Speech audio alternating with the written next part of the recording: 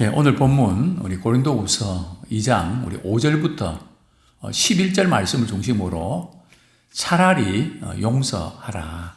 차라리 용서하라 하는 제목으로 우리 함께 은혜를 나누기를 원합니다. 먼저 지금 바울은 고린도 교인들에게 누구를 용서하란 말일까요? 오늘 본문 우리 고린도후서 2장 5절에 보면 근심하게 한 자가 있었을지라도, 여기 보면 이 근심하게 한 사람이 있었을지라도, 이 표현이 좀 혹시 근심하게 한 사람이 있었다면 이렇게 이해할 수 있는데, 원문에 보면 이게 직설법입니다. 근심하게 한 자가 있었다는 겁니다. 이 근심하게 한 사람이 누굴까? 여기에 대해서 이전에 이제 성경 학자들은 이 근심하게 한 자가 고린도 교회에 그 음행한 사람, 바로 아버지가 젊은 여자랑 이제 재혼을 했는데 그 젊은 그 여자, 그 어머니랑 아들이 관계를 맺는 그런 일이 이제 고린도 교회에 있었거든요. 그래서 이전의 성경학자들은 여기에서 근심하게 한 자가 바로 음행을 행하는 사람이다. 이렇게 해석을 했는데, 그것은 전체 문맥과 또 상황을 볼 때는 적합하지가 않습니다. 왜냐하면 그것은 고린도전서 쓸 때에 너희 중에 음행한 자가 있다 할 때에 그 문제를 다루고 있거든요. 그리고 많은 시간이 지났습니다. 그게 첫 번째 이유고, 이제 두 번째 이유는 지금 이 근심하게 한 자가 지금 바울에게 굉장히 많은 마음의 아픔을 줬단 말이죠. 물론 그 음행 그 자체에 대해서 바울이 고린도 교회를 향해서 굉장히 좀 낙심도 되고 어떻게 그런 죄를 지을까, 그래서 좀 괴로울 수도 있는데, 지금 전후 문맥을 보면 바울은 지금 공개적으로 자신이 수모를 당한 영적인 권위가 무너져 버린 그것을 우리는 읽을 수가 있습니다.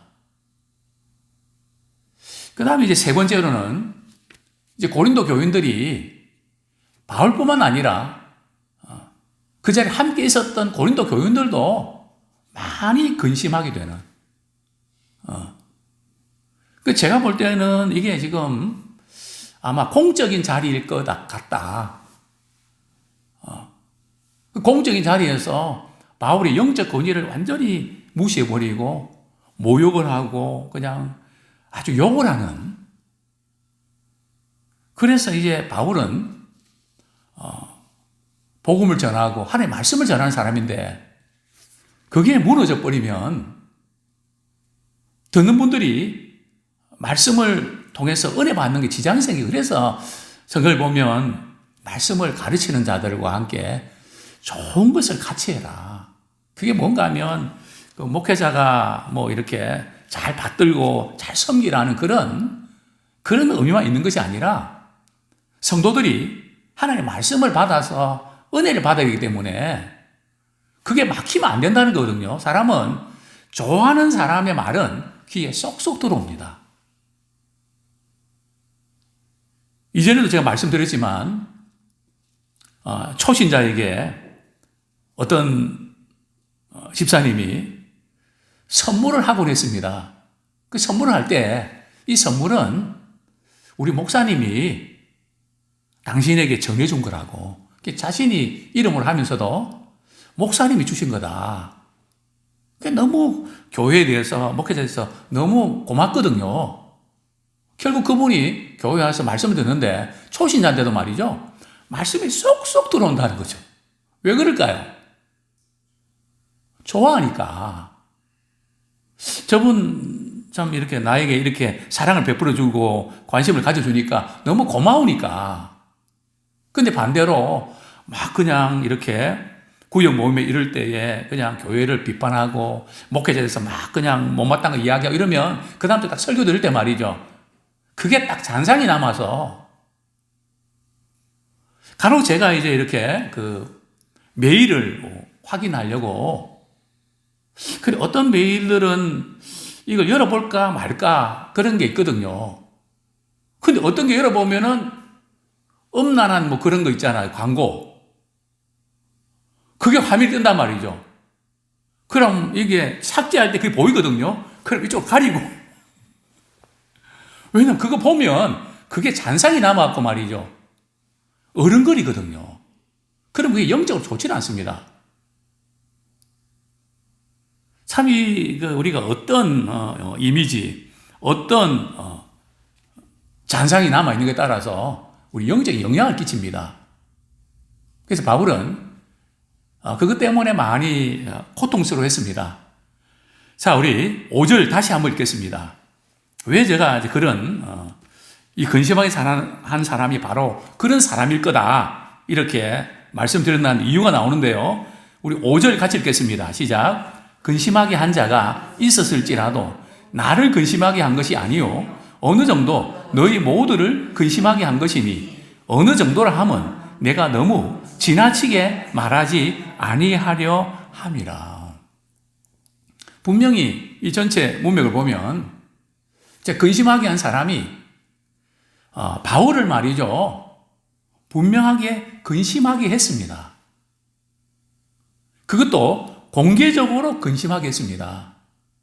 또 여기 보면 어느 정도 너희 모두를 근심하게 한 것이니, 지금 바울은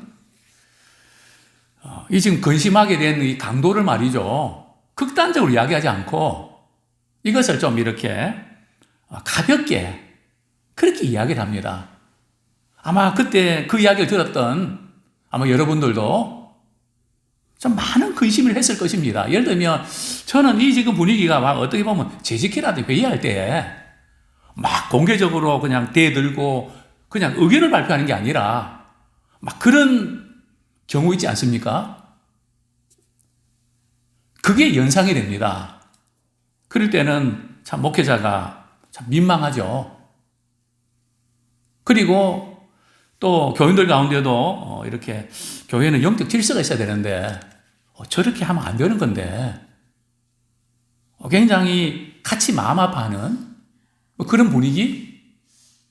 분명히 지금 바울은 그래서 고린도 교회에서 오래 머물지 않고 빨리 돌아와 버렸거든요.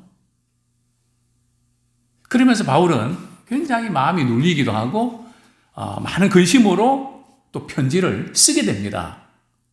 근데 여기서 우리가 참 기억이 될 것은 바울은 정말 마음 상하고 걱정거리가 많아도 자기에 대해서 근심하기보다는 교인들이 근심하는 것을 더 걱정했다는 겁니다. 이게 믿음의 사람의 특징입니다. 많은 사람들은 자기 문제에 사로잡혀서 주위에 다른 사람이 어떤 고민과 걱정과 아픔이 있는지 돌아볼 틈도 없이 그냥 한평생 자기 문제에 매몰당해서 살아가는 분이 있습니다. 근데 저는 예수님의 십자가 사건, 참 그 십자가 사건을 보면서 어떻게 예수님이 그러실 수 있었을까? 예수님 십자가 위에서 이제 강도로부터 또 주변에 있는 사람들부터 모욕과 멸시당하고 말이죠. 참 예수님이 강도와 같이 십자가에 못 박겠다는 그 자체가 굉장히 마음이 상하고 범죄자로 헤아림을 받은 거거든요. 그런데 방금 말이죠, 자기에 대해서 막 같이 욕했던 사람이 욕하고 나니 미안했던 모양이지 어쨌든 나를 기억해 달라고. 그때 예수님께서 뭐라 말씀하셨나요? 네 같은 놈은 기억 안 해. 지금 예수님이 정말 십자가에서 그 고통 한번 생각해 보십시오. 참 고통을 이렇게 면제해주는 뭐 주사를 맞는 것도 아니지 않습니까? 저는 내시경 검사도 수면을 해야지 맨정신에 말이요 막 목에다 집을 끌으면 막 구토가 날 것 같아서 못 하겠더라고요.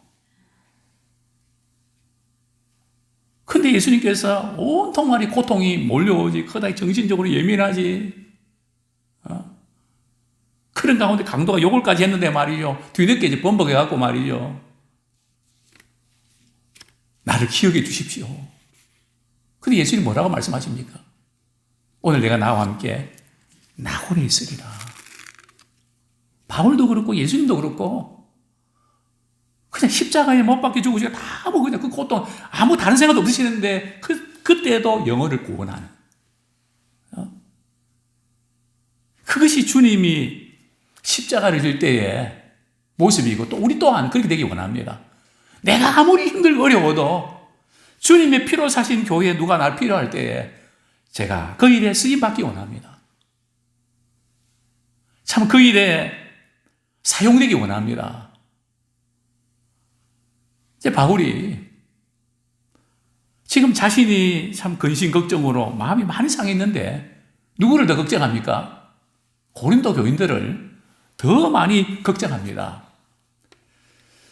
그래서 우리는 지나치게 말하지 않는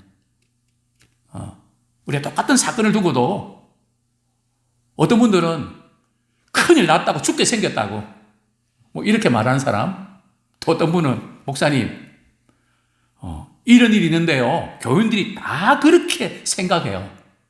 그럼 제가 물어보거든요. 다 그렇게 생각하는데 다 가운데 누가 있냐고 집사님 말씀해 보시죠. 그런 말을 못합니다. 물론 그 사람들 이야기하기가 어려워서 말을 못하는 그런 경우도 있지만 제가 볼 때는 자기 생각을 싸잡아서 다 그렇다고 그렇게 말하지 말고 좀 이런 어떤 생각도 할 수 있는데 좀 어떤지 한번 참고해 주십시오. 아무리 옳다 할지라도 극단적으로 이야기하지 말고 이런 생각도 있을 수 있는데 한번 참고해 주시면 좋겠습니다. 그러면 다 알아듣거든요. 그래서 지나치게 말하지 않는, 특별히 우리 나이 드신 분들은 우리 이야기를 할 때 말이죠. 그게 중요하지 않는 것 같으면 그걸 이야기 안 하는 게 좋습니다. 왜냐하면 나이 드신 분들은 말이죠. 요만한 생각도 걱정이 많아서 뻥튀기를 하거든요. 그래서 걱정이 이만저만 아닙니다. 어쨌든 우리는 영적인 사람들은 어떤 문제가 있더라도 그것을 약화시키는, 물론 진지하게 우리가 고민해야 되지만 큰일 난 것처럼 다 죽게 생긴 것처럼 그렇게 말하지 말고 정말 믿음 안에서 또박또박 지나치게 말하지 않는 그런 부분도 필요합니다. 자, 우리 6절 같이 읽겠습니다. 시작. 이러한 사람은 많은 사람에게서 벌받는 것이 마땅하도다. 자, 이러한 사람은 여러 사람일까요? 한 사람일까요? 한 사람입니다. 근데 이 한 사람이 말이죠. 바울도 근심하게 만들고 성도들 근심하게 만드는, 그래서 이 한 사람이 이 한 사람들에 대해서 고린도 교인들이 이 사람을 징계를 했습니다. 교회는 공적으로 잘못한 사람에 대해서는 당회가 징계를 해야 됩니다. 사실 장로교는 반드시 징계가 있거든요. 근데 한국 교회가 징계가 무너지면서 영적으로 어두워졌습니다. 교회는 뭐 그렇게 해도 된다고 생각하고 뭐 마음에 안 들면 떠나버리면 되니까. 그래서 징계가 없어진 한국 교회, 또 징계를 하지도 못하고 받아들이지도 않는, 징계를 제대로 받나요? 뭐 이전에 같은 경우는 교회 옮길 때도 이명 증서를 가지고 갔거든요. 그게 없으면 교회에서 받지 않았습니다. 뭐 지금은 그렇나요? 그렇지 않거든요. 그래서 이런 부분에서 고린도 교회는 이 사람을 징계했습니다. 벌 받는 것이 마땅하도다. 이 사람은 이 징계하는 것이 맞다. 이미 이 사람은 이제 징계를 받았던 것을 알 수 있습니다. 자, 그리고 이제 7절 말씀 우리 같이 읽겠습니다. 우리 7절 시작. 그런즉 너희는 차라리 그를 용서하고 위로할 것이니 그가 너무 많은 근심에 잠길까 두려워하노라. 잘못한 사람은 이제 벌을 받아야 되거든요. 그런데 벌을 주면 세상 사람들은 뭐 그냥 또 직장 생활 하다가 좀 잘리면 그걸 당연히 받아들이거든요. 사람은 섭섭하죠. 그럼 교회는 어떤가요? 교회는 그렇지 않습니다. 그러면서 늘 무슨 말을 하죠? 교회가 세상하고 똑같다고, 사랑이 없다고. 그런 말을 많이 하거든요. 근데 그 말이 틀린 건 아닙니다.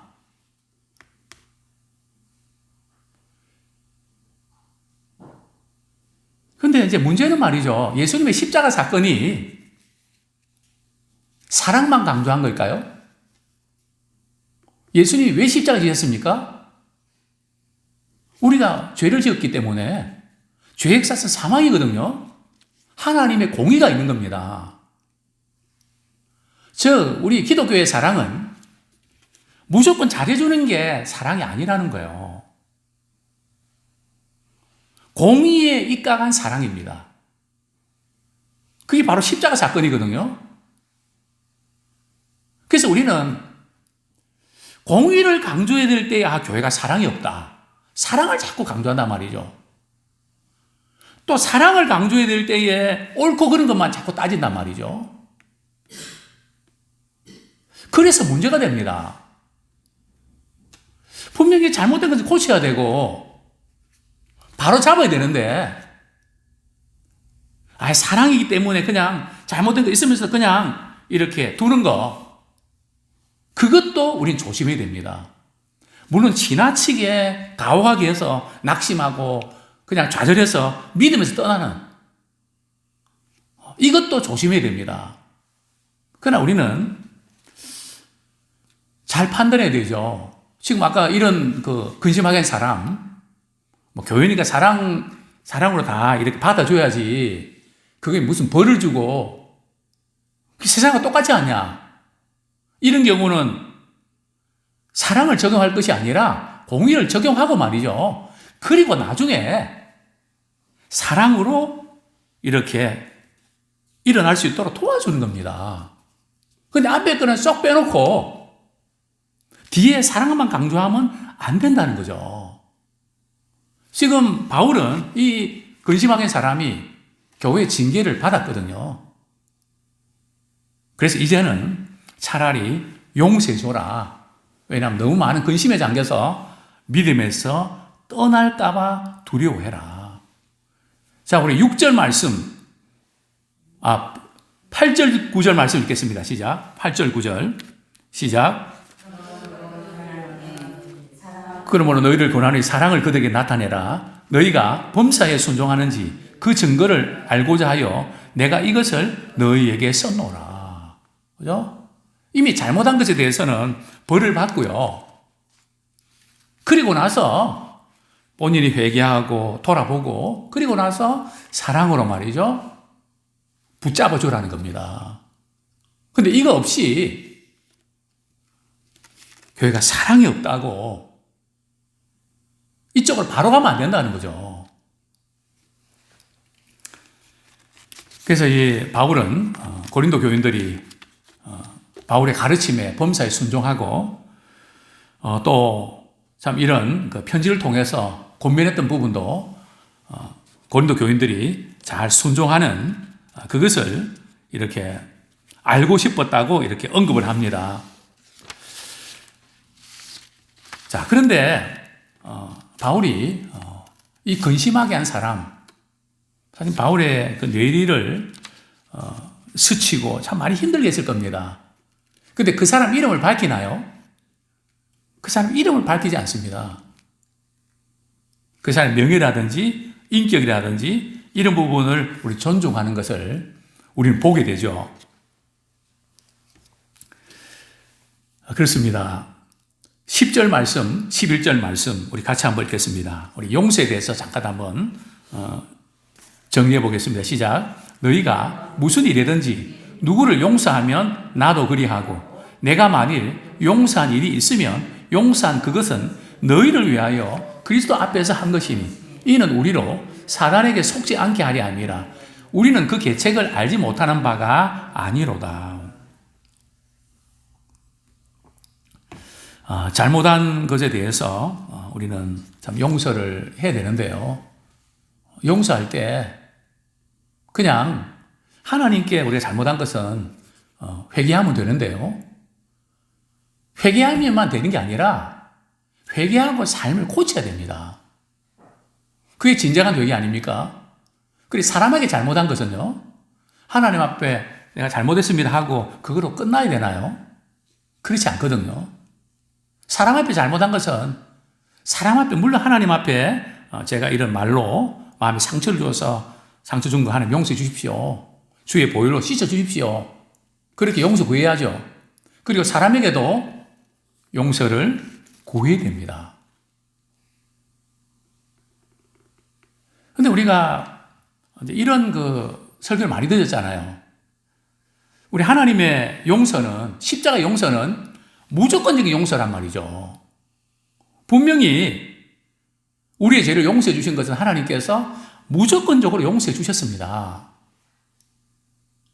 근데 문제는 우리 하나님께서 우리가 죄를 지을 때 어떻게 하라고요? 자복하고 회개하라 그랬거든요. 또 우리의 삶을 고쳐야 된단 말이죠. 무조건적인 용서면 우리 회개할 필요가 있나요? 근데 반드시 하나님께서는 회개하고 복음을 믿으라 그랬거든요.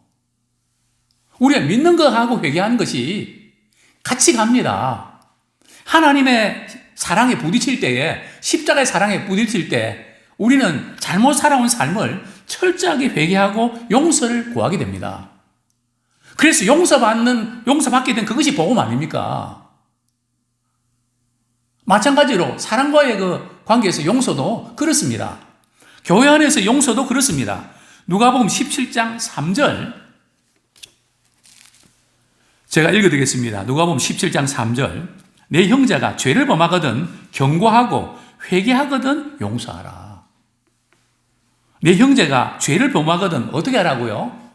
경고하고 회개하거든 용서하라. 하나님 우리의 죄를 용서해 주시는 것도 마찬가지죠. 회개하면 용서란 말이죠. 죄에 대해서 자복하고 회개할 때 용서하라는 거죠. 사람과의 관계도 똑같습니다. 우리 경고하고 회개하거든 용서하라. 자, 요셉이 자기 형들을 무조건 용서해 줬습니까? 애굽에서 말이죠. 원수를 요즘 애굽에서 만나거든요. 형들은 몰라봤지만 요셉은 한눈에 알아봤죠. 그죠? 당장 알아보죠. 그죠? 그럴 때 요셉이 말이죠. 바로 형, 나야. 어떻게 지냈어? 그랬나요? 그냥 말이죠. 여러 가지 꼬이게 만들어 놓고 말이죠. 시므온은 감옥에 가두고 말이죠. 그러니까 형들이 말이죠. 이런 말 하지 않습니까? 요셉이 애걸복걸 할 때에 그래서 하나님이 우리에게 지금 징계하는 거다. 벌받게 하는 거다. 그래서 요셉이 베냐민 데려오라고 그러잖아요. 왜 데려오라고 그랬을까요? 베냐민 데려올 때 자기한테 요셉이 형들이 어떻게 했는지 또 베냐민에게 어떻게 하는지 확인하고 싶은 거죠. 서로 말이죠. 내가 동생이 위해서 내가 이렇게 책임지겠다고, 나를 죽여달라고. 베냐민 죽이면 우리 부모님 돌아가신다고. 이 요셉이 그들이 변화된 것을 확인하잖아요. 그리고 내가 요셉이라고. 그러면서 말이죠. 펑펑 울지 않습니까? 물론 우리는 정말 주님이 무조건 용서해 주신 것처럼 우리는 용서의 그 마음을 우리는 가져야 됩니다. 바울도 이미 용서해 놓고 편지를 썼거든요. 그러나 징계하고 이런 과정들 필요하다는 거죠. 충분히 벌을 받았기 때문에 더 근심에 잠기지 않도록 해라. 그렇습니다. 자, 말씀을 정리하겠는데요. 오늘 본문에 보면 차라리 용서해라. 용서하지 아니하면 누구에게 속는다고요? 사단에게 속는다는 거죠. 사단은 우리로 하여금 용서 도저히 할 수 없다고 하는 마음을 갖게 합니다. 너 그 사람한테 얼마나 많이 당했는데, 너 그 사람들 얼마나 많이 손해봤는데, 얼마나 많이 힘들었는데 절대 용서 못하지. 그게 어떻게 용서가 돼? 그 마음을 말이죠, 풀지 못하도록 딱 이렇게 막고 있는 그것이 정체가 바로 사단이라는 겁니다. 물론 우리의 이성과 감정, 그것 때문에 그럴 수 있죠. 그러나 이것을 영적인 차원에 볼 때는 사단에게 속는 것입니다. 용서하지 아니하면 누가 가장 손해일까요? 나에게 고통을 준 그 사람일까요? 그것을 바라보는 사람일까요? 당한 사람일까요?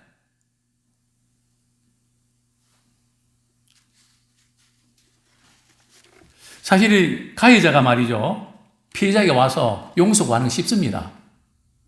그러나 피해자가 정말 가해자를 용서하는 것은 되게 어렵습니다. 아픔과 상처, 손해가 있거든요. 그런데 우리 용서하지 않으면 가장 많이 피해를 보는 사람이 피해자인 우리 자신이라는 거죠. 무슨 피해를 보는가 하면 말이죠, 기도가 막혀버립니다. 기도가 안 돼요. 기도가 안 되는 사람의 특징은 미움이 안 풀리는 겁니다. 정말 우리가 회개기도 하고 말이죠, 그때 주님 영접할 때에 그때부터 기도문이 열리거든요. 또 남편들아, 아내의 마음을 상하게 하지 마라. 왜요? 아내의 마음을 상하게 하면 뭐가 막힌다고요? 기도가 막힌단 말이죠. 아내를 미워하면서 기도가 되겠습니까? 내 몸까지 사랑하라 그랬는데 아내를 그냥 미워하면서 막히죠. 그래서 용서하지 아니하면 기도가 막힙니다. 용서하지 아니하면 관계가 막힙니다. 용서하지 아니하면 상황이 막힙니다. 너무너무 많은 걸 잃어버립니다. 우리가 용서할 때에 하나님의 은혜가 부어집니다. 왜냐하면 하나님 용서하시는 분이시잖아요. 아무쪼록 정말 이 사단은 우리의 의심을 자극하고 문제를 더 증폭시켜서 절대 용서 못하도록 만듭니다. 사단이 말이죠, 우리 믿는 사람을 직접 지배할 수 있을까요? 못합니다. 어떻게 지배하는지 아십니까? 자꾸 의심을 갖게 하고, 내가 이렇게 당했는데 그 사람을 어떻게 내가 용서해? 못해. 더 크게 보이게 하면서 그것을 틈타서 우리로 하여금 용서 못하게 만드는, 이것이 사단의 괴계라는 겁니다. 그렇습니다. 오늘 이 밤에 참 용서의 영이 임하기 원합니다. 그럴 때에 기도 문이 열리고 관계의 문이 열리고 상황의 문이 열릴 줄 믿습니다.